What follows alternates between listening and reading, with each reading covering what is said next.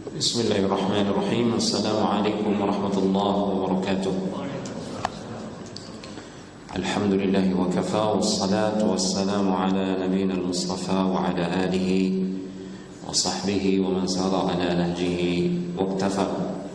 Ashhadu an la ilaha illallah wahdahu la sharika lah wa ashhadu anna Muhammadan abduhu wa rasuluh. Ya ayyuhalladzina amanu taqullaha haqqa tuqatih wa la tamutunna illa wa antum muslimun.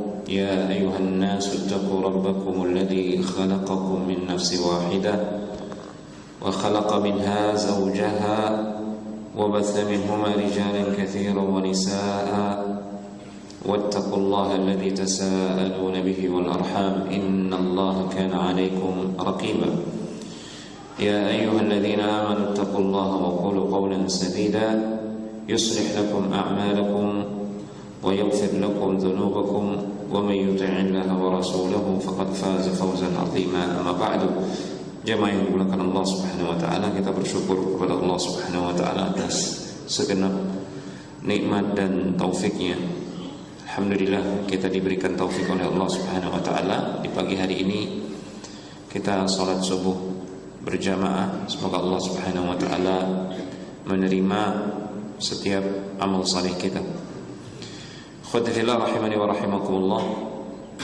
Tema kita pada pagi hari ini adalah tentang kisah Nabi Musa alaihissalam.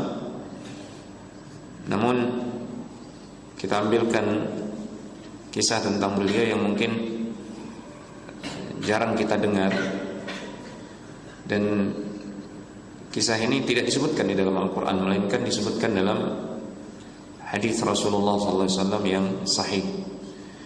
Kisah tentang wafatnya Nabi Musa alaihissalam disebutkan dalam hadis Al-Bukhari dan Muslim. Jadi ini hadisnya hadis sahih. Ya, walaupun nanti mungkin ketika kita membacakan hadis ini mungkin akan muncul pertanyaan, kenapa begitu? Kok bisa begitu? Namun sekali lagi para ulama sepakat akan kesahihan hadis ini. Hadis diriwayatkan oleh Imam Al-Bukhari dan Imam Muslim, dan para ulama memiliki penjelasan yang insyaallah nanti akan kita sampaikan. Saya bacakan terlebih dahulu hadisnya dari Abu Hurairah radhiyallahu ta'ala anhu. Jaa malakul maut ila Musa alaihi salam. Datang malaikat maut menemui Nabi Musa alaihi salam. Dalam penjelasan terkait riwayat ini, berdasarkan riwayat yang lain, malaikat maut mendatangi Musa alaihi salam ketika itu dia menjelma menjadi manusia. Ya, tidak dalam wujud aslinya. Jadi penampakannya penampakan manusia. Wajahnya wajah manusia biasa, matanya, telinganya, tangan dan kakinya manusia biasa. Tiba-tiba malaikat maut ini mengatakan, ajib rabbak. Wahai Musa, penuhi panggilan Rabbmu. Maksudnya ini sudah saatnya kamu meninggalkan dunia ini, nyawamu akan saya cabut. Maka apa yang dilakukan oleh Musa alaihissalam? Ya, jelas kaget. Musa alaihissalam kaget. Ya. Falatama Musa alaihissalam aina malakil maut fafaqa'aha. Ditempeleng sama, ditampar. Malaikat maut ini ditampar oleh Nabi Musa alaihissalam. Dan kita tahu Nabi Musa alaihissalam orang yang kuat sekali. Dalam kisah di dalam Al-Quran, beliau sekali pukul itu langsung tewas, ya kan? Salah seorang rakyat di Mesir yang dia adalah satu suku bangsa dengan Fir'aun, ya, orang Kipti, ketika bertengkar dengan salah seorang Bani Israel. Kemudian Bani Israel ini minta tolong kepada Musa, ditolong oleh Musa, dipukul, langsung tewas. Dalam hadis Bukhari disebutkan ketika Nabi Musa alaihissalam mandi, dia meletakkan pakaiannya di atas batu. Tiba-tiba Allah jadikan batu itu berlari, dikejar oleh Musa alaihissalam. Setelah dapat dipukul batu itu sampai berbekas. Jadi tangannya, kepalan tangannya Musa itu berbekas di batu. Saking kuatnya Musa alaihissalam. Ini malaikat maut yang ketika itu menjelma menjadi manusia ditampar, dipukul wajahnya oleh Musa alaihissalam sampai cacat matanya, sampai buta. Bayangkan, ini malaikat dipukul buta matanya, tapi ini mata dalam wujud manusia, ya, bukan mata malaikat yang asli. Qala faraja al-malaku ila Allah Ta'ala. Maka malaikat maut ini kembali melapor kepada Allah Subhanahu wa taala. Innaka arsaltani ila 'abdin la yuridul maut. Ya Allah, Engkau mengutusku kepada seorang hamba-Mu yang belum mau meninggal. Dia, Nabi Musa alaihissalam, belum mau mati. Faqa'a aini. Justru nih mata saya dibuat cacat sama dia. Maka Allah Subhanahu wa taala dengan kuasanya faraddallahu ainah. Dengan sekejap kun fayakun, mata malaikat ini kembali normal. Disembuhkan oleh Allah Subhanahu wa taala dalam sekejap. Qala irji' ila Musa. Irji' ila 'abdi. Kembali engkau menemui hambaku. Maksudnya siapa? Musa alaihissalam. Faqul al-hayatu turid. Katakan kepada dia, apakah engkau memilih kehidupan dunia, mau hidup lebih panjang lagi, gitu ya. Fa in kunta turidul hayatad dunya. Fa in kunta turidul hayata. Kalau memang engkau ingin masih hidup lebih lama lagi, ya, katakan kepada dia, fadha yadaka ala matni thawr. Letakkan tanganmu di atas punggung seekor sapi. Fama tawarat yaduka min sya'ratin fa innaka ta'ishu biha sanah. Sejumlah rambut yang tertutupi oleh telapak tanganmu, masing-masing helai rambut itu 1 tahun tambahan usia untukmu, wahai Musa. Ini dikasih pilihan oleh Allah Subhanahu wa taala. Kalau memang mau hidup lagi, mau lebih lama hidup lagi, letakkan tanganmu wahai Musa alaihissalam di atas punggung seekor sapi. Ya jelas bulunya banyak ya sapi itu. Mungkin ada ratusan bulu di bawah telapak tangannya Musa. Ya mungkin juga telapak tangannya Musa besar karena dia kuat sekali. Disitulah baru Musa sadar, oh yang datang ini bukan manusia biasa, ini adalah utusan Allah Subhanahu wa ta'ala. Thumma mah, setelah itu apa? Ya setelah usia saya engkau tambahkan ya Allah sejumlah rambut sapi yang berada di bawah telapak tangan saya. Setelah itu apa yang akan terjadi? Thummal maut. Setelah itu engkau akan mati juga. Kemudian Musa alaihissalam mengatakan fal'ana min qarib. Kalau gitu sekarang saja cabut nyawa saya. Tidak usah nunggu lama-lama, sekarang.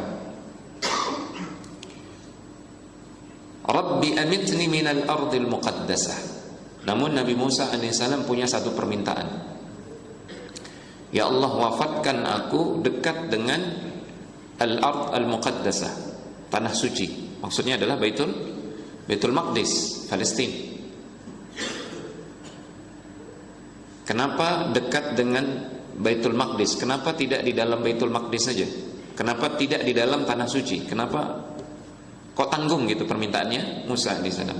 Jelas Nabi Musa alaihissalam pingin dikuburkan di dalam tanah suci. Tapi kenapa permintaan beliau dekat dengan tanah suci? Insya Allah nanti ada penjelasannya.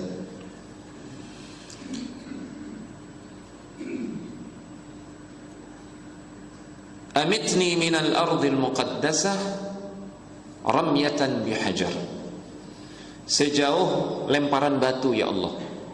Ya, kalaupun maksudnya beliau ini, ya saya tahu saya tidak bisa dikebumikan di tanah suci, tapi paling tidak dekat dengan tanah suci ya Allah, sejauh lemparan batu. Artinya, maksudnya adalah lokasi wafatnya Musa alaihissalam, lokasi tempat beliau dikuburkan. Kalau ada orang melempar batu, itu batunya sampai ke tanah suci. Bisa difahami ya? Qala Rasulullah sallallahu alaihi wasallam, maka Rasulullah sallallahu alaihi wasallam bersabda, "Wallahi law anni 'indahu." Demi Allah, kalau sekarang seandainya saya di sana ya bersama kalian, la araitukum qabrahu ila janibit tariq 'inda al-kathib al-ahmar. Saya pasti akan perlihatkan letak kuburannya Nabi Musa alaihissalam, yang sekarang tidak diketahui di mana kuburan beliau. Yang jelas dia dekat dengan tanah suci di Baitul Maqdis, di Syam, di Palestina. Kuburannya di pinggir jalan, ada gundukan pasir merah. Itu kuburannya Nabi Musa alaihissalam. Dalam riwayat yang lain, ketika Nabi SAW Isra dari Masjidil Haram ke Masjidil Aqsa, beliau melihat kuburannya Nabi Musa alaihissalam. Ra'aituhu yusalli fi qabrihi. Saya sedang melihat Musa alaihissalam sedang sholat di dalam kuburnya. Berarti kuburannya Nabi Musa alaihissalam di sana, di Palestina atau sekitarnya, di sekitar Baitul Maqdis. Namun tidak diketahui. Ya syukur ya, tidak diketahui. Kalau saja diketahui mungkin diibadahi oleh orang-orang yang jahil. Baik. Ini hadis, sekali lagi hadis yang sahih, diriwayatkan oleh Imam Al-Bukhari dan Imam Muslim. Jadi ikhwati fillah rahimani wa rahimakumullah, Nabi Musa alaihissalam, para ahli sejarah menyebutkan beliau ini wafat di masa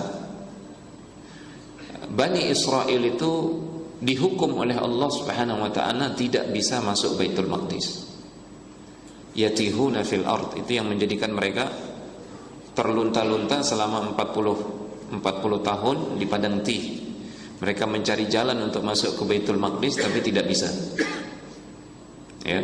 Di masa itulah Allah Subhanahu wa taala mewafatkan Nabi Musa alaihissalam. Di masa itulah kejadian ini terjadi. Masa 40 tahun Allah Subhanahu wa taala mengharamkan Baitul Maqdis itu dimasuki oleh Bani Israel. Apa sebabnya mereka diharamkan masuk ke dalam Baitul Maqdis? Ya, awalnya mereka disuruh berjihad untuk membebaskan Baitul Maqdis dari Al-Jabbari, orang-orang yang zalim, orang-orang kafir zalim yang melakukan kerusakan dan kemaksiatan di Baitul Maqdis. Apa kata mereka? Disuruh berjihad oleh Musa alaihissalam dan Harun, idhab anta wa rabbuka faqatila inna hahuna qa'idun. Pergilah engkau wahai Musa bersama Tuhanmu, biar engkau saja yang perang. Kami tunggu di sini, kami nunggu duduk di sini.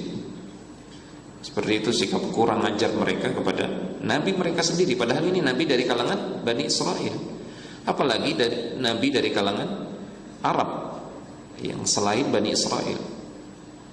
Ya, kalau kepada Nabi Musa saja mereka kurang ajar, apalagi kepada Nabi Muhammad SAW, apalagi kepada manusia biasa. Maka Allah Subhanahu wa taala mengharamkan mereka Baitul Maqdis selama 40 tahun. Ya, terlunta-lunta. Nah, di masa itulah Nabi Musa alaihissalam diwafatkan oleh Allah Subhanahu wa taala. Sehingga terjawab kenapa Nabi Musa alaihissalam minta diwafatkan dekat dengan Baitul Maqdis. Kenapa tidak di dalam tanah suci saja? Ya jawabannya itu tadi, karena Bani Israel dihukum oleh Allah Subhanahu wa taala, diharamkan. Jadi Nabi Musa alaihissalam malu kepada Allah Subhanahu wa taala. Mungkin kalau beliau meminta supaya diwafatkan di tanah suci, mungkin dapat kekhususan, pengecualian dari Allah Subhanahu wa taala, karena jasanya besar Nabi Musa alaihissalam. Namun Nabi Musa alaihissalam malu kepada Allah Subhanahu wa taala, sehingga permintaan beliau seperti itu. Nah, ini juga sekali ini faedah pertama yang menunjukkan bahwasanya Baitul Maqdis itu memiliki keistimewaan dan kemuliaan. Itu tanahnya para nabi dan rasul. Tanahnya para nabi dan rasul, keturunan Ibrahim, Ishak, Yakub, semuanya di situ. Dan ingat, semua para nabi pernah salat di situ berjamaah, diimami oleh Nabi Muhammad sallallahu alaihi wasallam ketika peristiwa Isra Mi'raj. Ingat juga bahwasanya Baitul Maqdis itu adalah kiblat kita yang pertama. Kiblat kita yang pertama.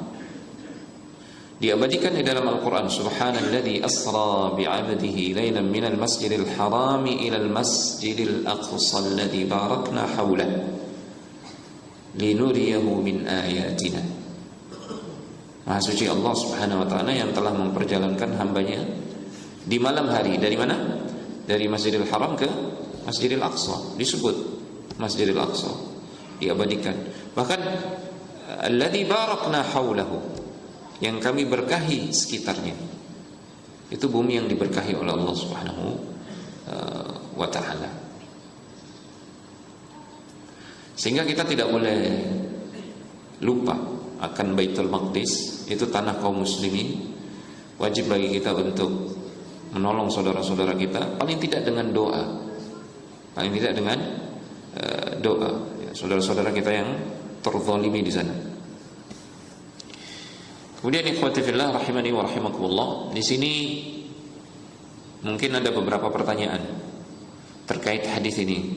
Kok bisa ya malaikat maut ini kan turun mendapatkan misi tugas dari Allah Subhanahu wa taala. Kenapa dia tidak menjalankannya? Kenapa mesti balik gitu kepada Allah Subhanahu wa taala gitu? Padahal dia memiliki kemampuan. Walaupun Musa alaihissalam misalkan memukul wajahnya, itu kan wajah manusia, wajah jelmaan. Dia memiliki kemampuan mencabut nyawa. Ya. Kenapa mesti balik kepada Allah Subhanahu wa taala melapor? Ini pertanyaan ini yang menjadikan banyak orang tidak percaya kepada hadis ini. Mereka menolak hadis ini. Menurut mereka katanya ini enggak masuk akal ini. Padahal ini hadisnya sahih, disepakati oleh para ulama, dan para ulama memiliki penjelasan terkait hal tersebut. Pertanyaan yang kedua, dan ini juga syubhat, kok tega-teganya Nabi Musa menampar malaikat? Seorang nabi yang mulia kok memukul utusan Allah Subhanahu wa taala? Nah, kita jawab dulu yang ini. Jawabannya para ulama menyebutkan, apa jawabannya kira-kira? Ketika itu Nabi Musa belum tahu yang datang adalah seorang malaikat. Jadi ini ibarat laki-laki asing tiba-tiba masuk ke rumah antum, serahkan nyawamu.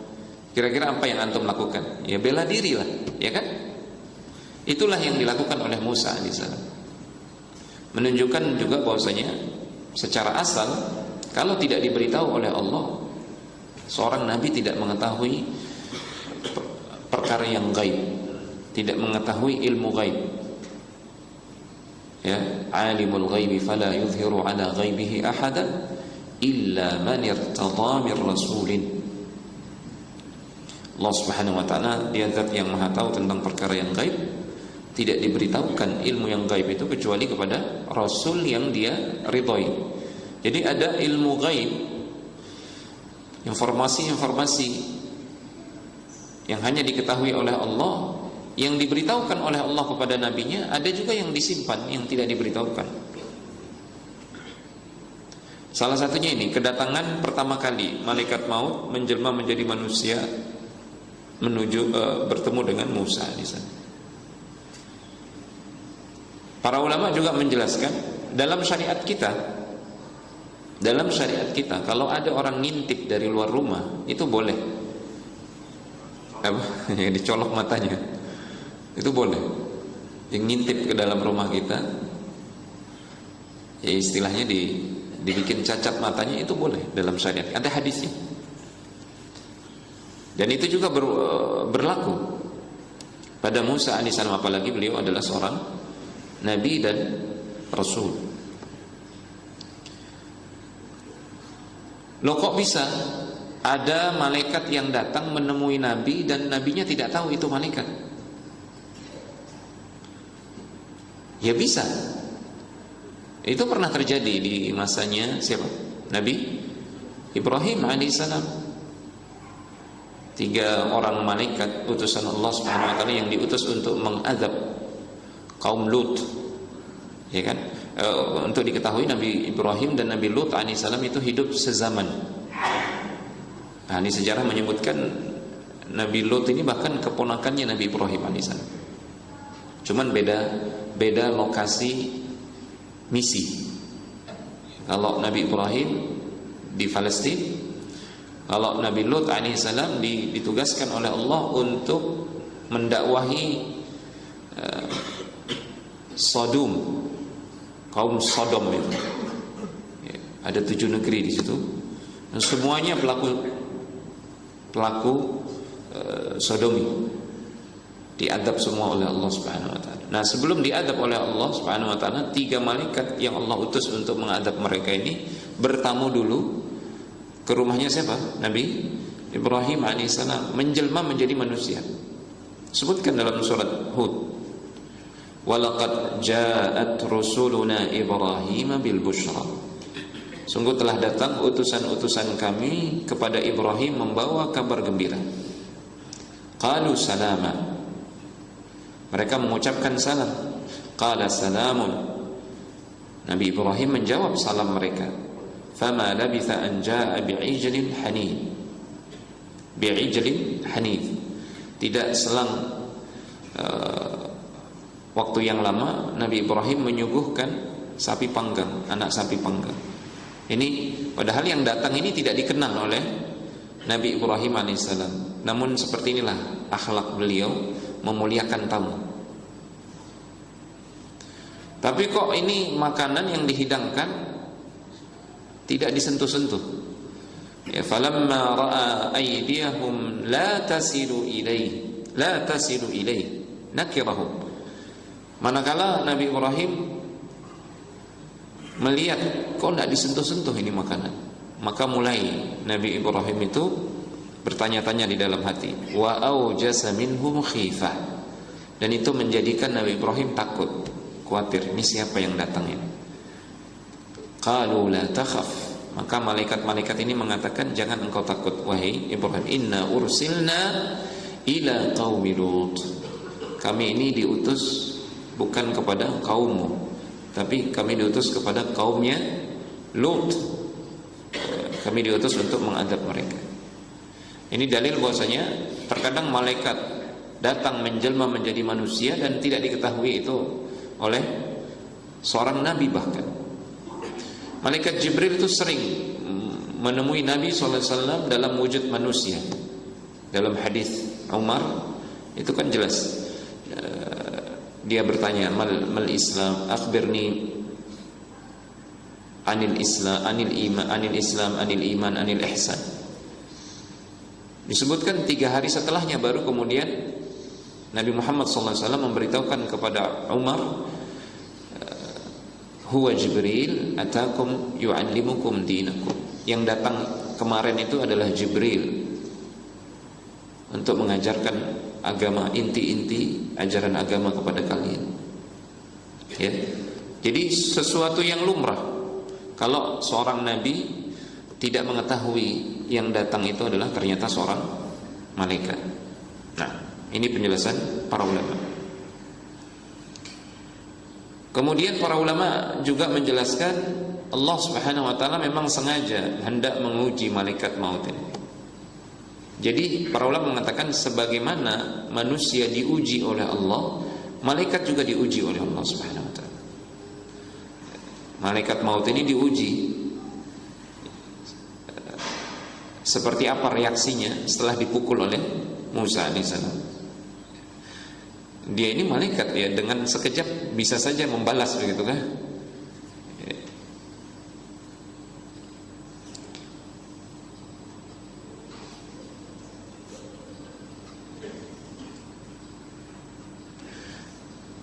Ada penjelasan lain juga. Kenapa Nabi Musa sampai menampar malaikat maut ini? Katakanlah Nabi Musa tahu yang datang ini adalah malaikat maut, tapi kenapa ditampar?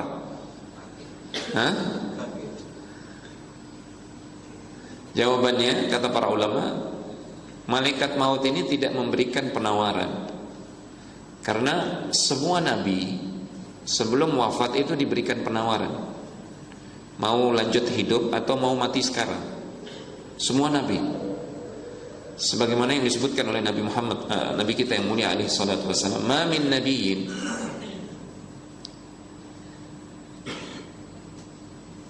illa khuyyira. Tidak ada seorang nabi pun melainkan ya, menjelang dia akan wafat, dia diberikan pilihan oleh Allah Subhanahu wa taala, mau lanjut hidup atau mati sekarang. Semua nabi. Nah, malaikat maut ini ditampar oleh Musa alaihissalam gara-gara dia mau langsung cabut nyawa tanpa memberikan penawaran ini.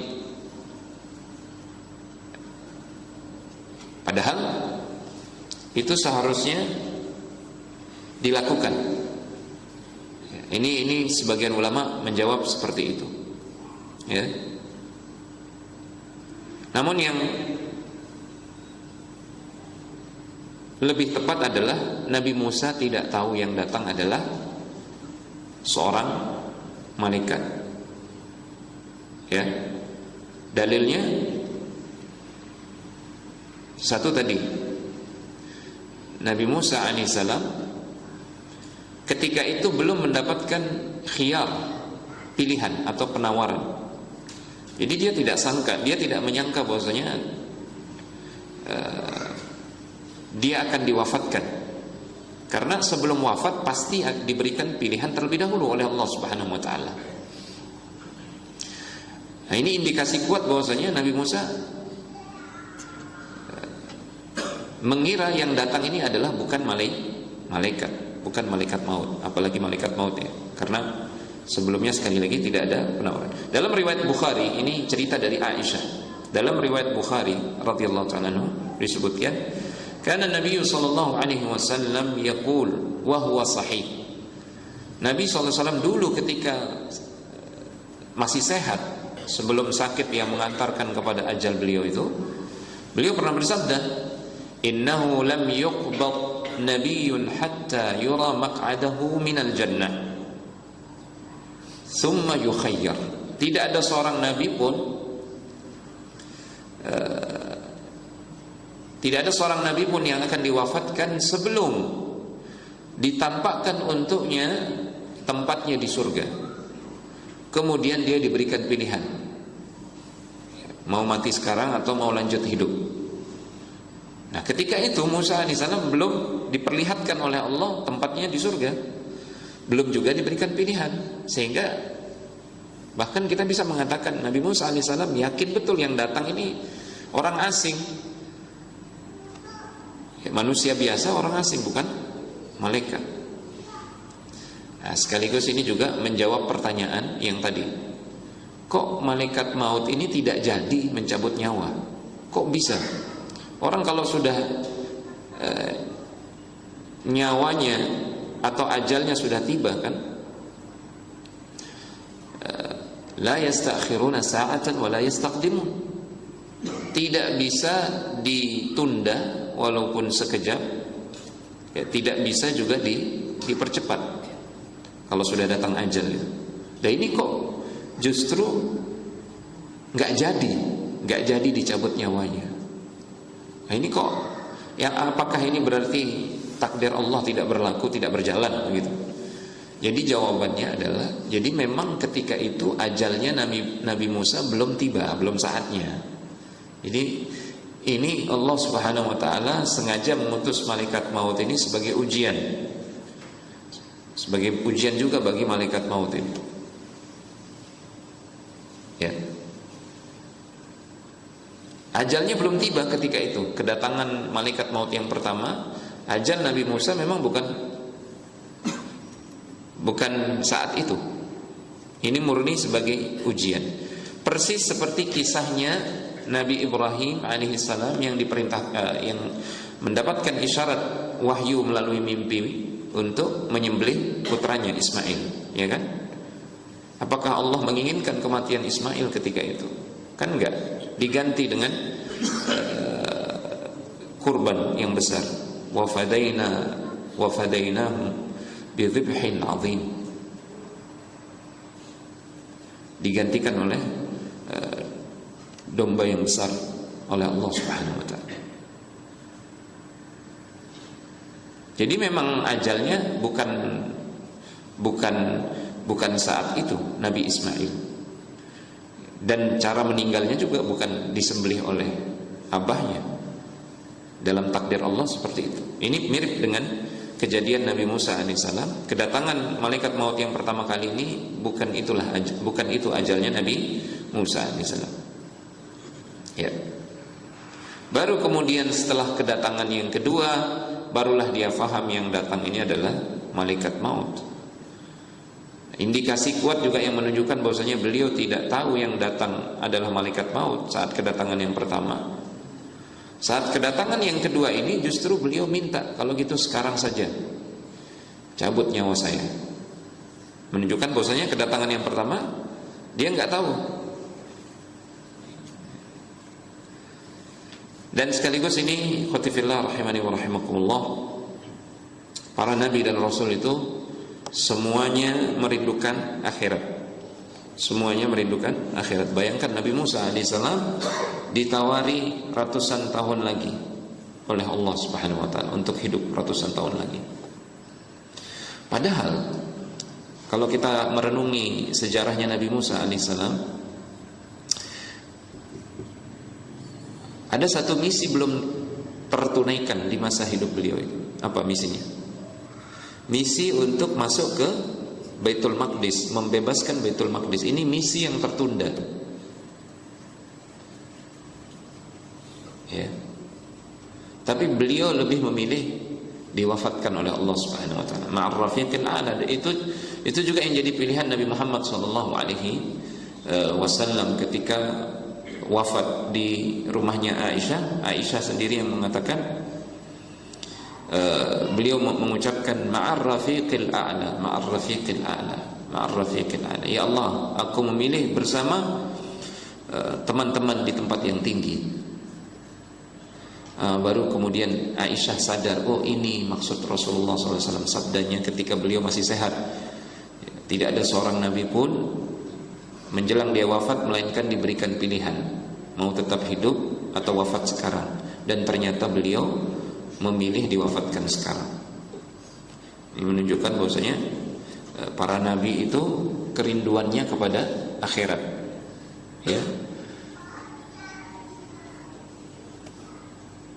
Walad daral akhirata lahiyal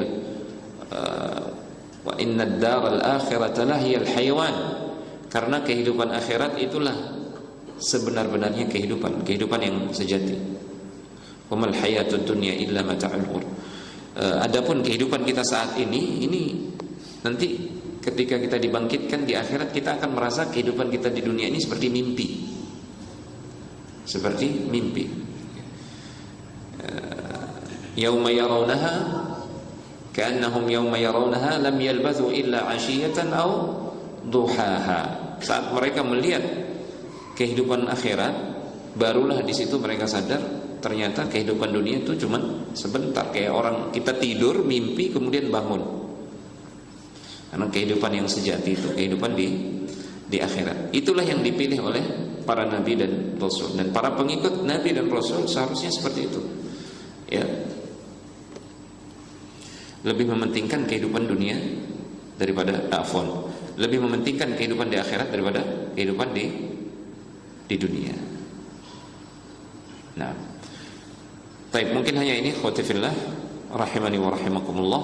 Semoga Allah Subhanahu wa taala memberikan tambahan ilmu yang bermanfaat untuk kita semua, dan semoga Allah Subhanahu wa taala menerima amal-amal saleh kita. Ini ada beberapa hadiah kutaib amanat dari panitia. Berarti masing-masing satu pertanyaan atau bagaimana ya? Atau satu pertanyaan untuk baik. Pertanyaan pertama, biar nggak ngantuk ya.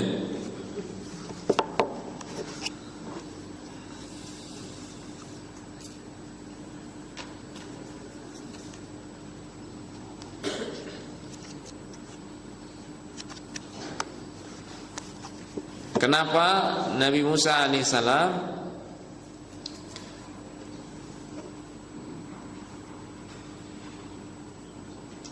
tidak dimakamkan di tanah suci Baitul Maqdis? Nah ini Ricky. Malu kepada Allah Subhanahu wa taala karena saat itu masih masa pengharaman Bani Israel memasuki Baitul Maqdis. Ahsan, tafadhal, dipilih aja. Pertanyaan berikutnya, siapa sahabat yang meriwayatkan hadis tentang wafatnya Nabi Musa ini? Tadi sempat saya singgung.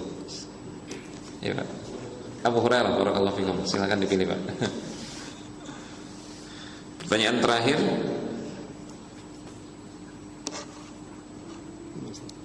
boleh, silakan pilih yang mana. Barakallahu.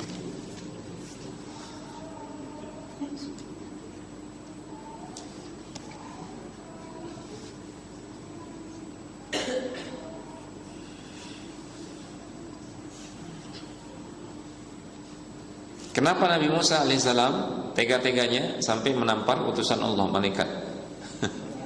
Tidak tahu. Karena tidak tahu itu adalah utusan Allah Subhanahu wa taala. Baik, barakallahu fikum. Ini terakhir ya. Terakhir ya. Semoga Allah Subhanahu wa taala berikan tambahan ilmu yang bermanfaat untuk kita semua.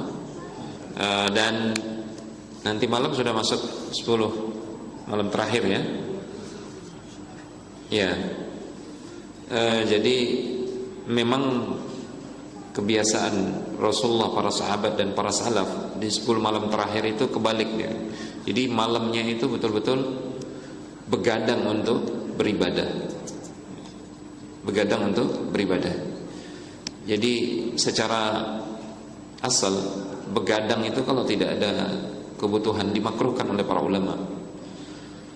Tapi itulah ajaibnya syariat kita. Tanawwu'ul ibadat. Jadi jenis-jenis ibadah dalam syariat kita itu banyak dan beragam. Terkadang kita itu beribadah dengan puasa, terkadang justru kita beribadah dengan tidak berpuasa. Ketika 1 Syawal itu kita tidak boleh puasa, itu cara kita beribadah. Ya, ada ibadah di malam hari, ada ibadah di pagi hari, ada ibadah di sore hari, lengkap. Ada ibadah dengan harta, ada ibadah dengan hati, ada ibadah dengan lisan, dengan anggota badan. Ya. Dalam kondisi normal begadang itu dimakruhkan oleh para ulama kalau tidak ada keperluan. Tapi dia bisa jadi ibadah. Kapan dia jadi ibadah? Ya di 10 terakhir ini. Ya. Tapi begadangnya bukan nonton bola ya. Bukan nonton bola, bukan scroll HP. Tapi baca Al-Quran atau sholat.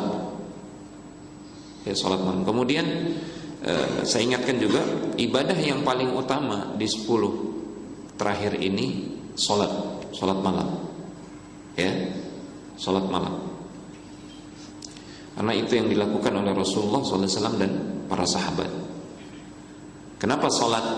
Karena di dalam ibadah sholat kita bisa mengumpulkan hampir semua jenis ibadah yang lain.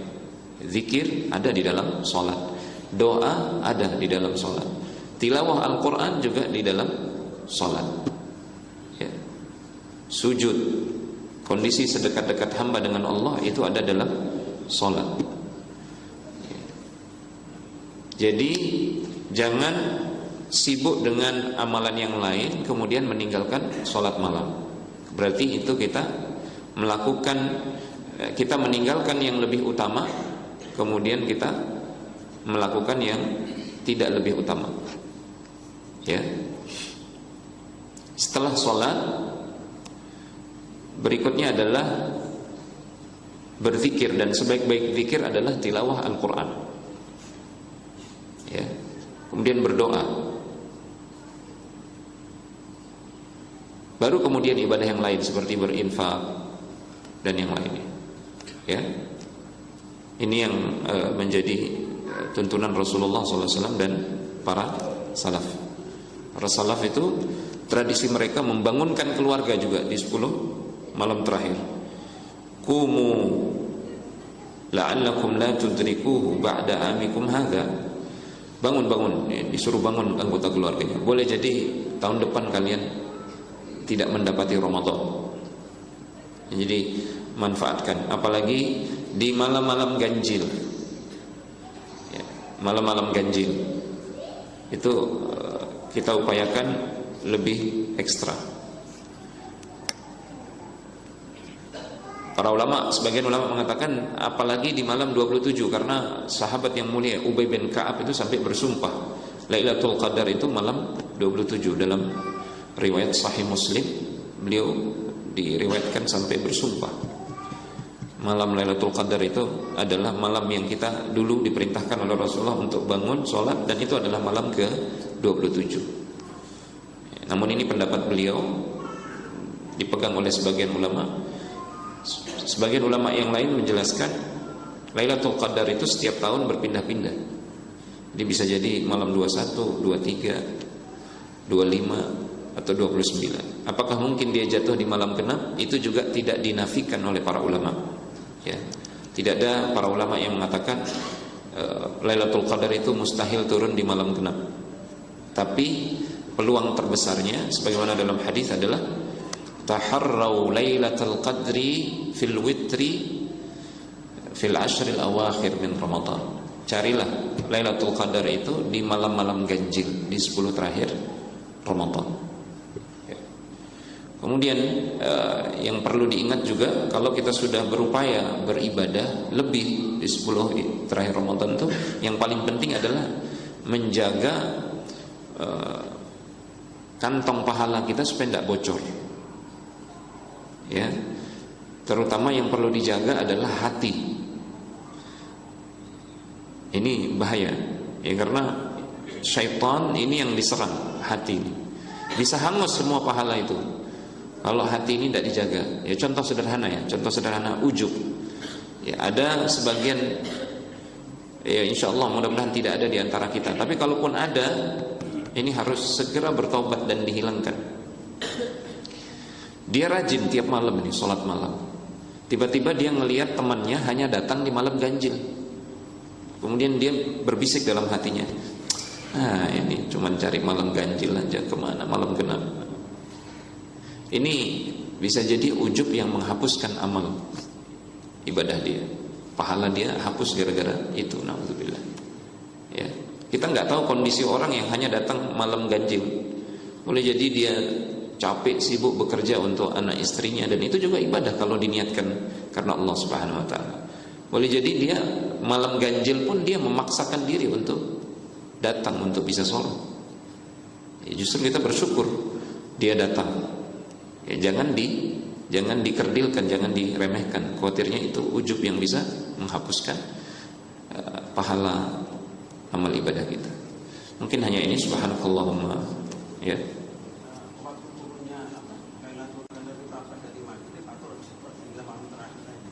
Al-lail itu dimulai semenjak terbenamnya matahari. Salamun hiya hatta matla'il fajr, sampai terbitnya fajar. Jadi semenjak terbenamnya matahari sampai terbitnya fajar. Wallahu ta'ala a'lam.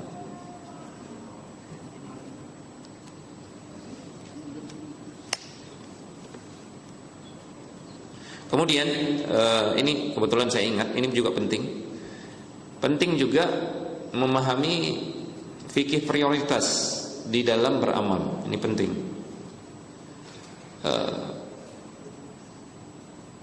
Yang wajib lebih utama daripada yang sunnah. Jangan sampai antum semangat menjalankan sunnah tapi melalaikan yang wajib. Kemudian ibadah yang paling afdol pada suatu momen adalah ibadah yang dianjurkan berdasarkan dalil pada momen tersebut. Contoh, antum misalkan lagi baca Al-Quran, tiba-tiba adzan berkumandang. Apa yang harus dilakukan? Lanjut baca Quran atau jawab adzan? Yang disyariatkan adalah ketika adzan berkumandang menjawab adzan. Maka yang lebih afdal adalah menghentikan sementara bacaan Al-Quran kemudian jawab adzan. Antara adzan dan iqamah, apa yang disyariatkan? Salat, berdoa. Maka itu yang harus antum lakukan, bukan baca Al-Quran. Walaupun bagus baca Al-Quran ya, tapi yang lebih utama adalah salat dan berdoa antara adzan dan iqamah. Karena prinsipnya ibadah yang paling utama adalah ibadah yang dianjurkan pada momen tersebut berdasarkan dalil. Ya. Allah Ta'ala a'lam bissawab. Subhanakallahumma wa bihamdika asyhadu an la ilaha illa anta astaghfiruka wa atubu ilaik. Assalamualaikum warahmatullahi wabarakatuh. Terima kasih. Ya. Jazakallah.